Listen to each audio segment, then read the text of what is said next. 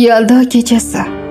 O'tmishning og'ir yuki, milliy ruhning qiynog'i va siyosiy to'fonlar orasida ezilgan avlod haqidagi roman.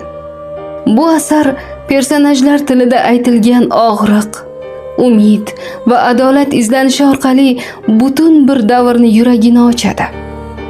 Kitobdagi har bir qahramonning so'zi bu faqatgina bir odamning fikri emas, balki tarixdagi minglab vijdonlarning hayqirig'idir.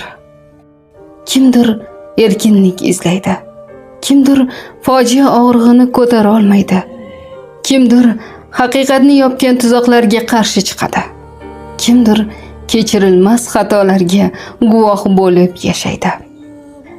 Yaldo kechasi shu yurt o'tmishining eng chuqur qatlamiga tushib, siyosiy tuzum, inson irodasi va taqdir qarshiligiga qanday to'qnash kelganini ko'rsatadi. Asarning har bir jumlasida tarixiy xavotir, xalqning ruhiy iztirobi va unga qarshi turgan jasur qalblar ta'sirli tarzda aks etgan. Bu roman bir kechaning fojiasi emas, bir avlodning dod faryodidir.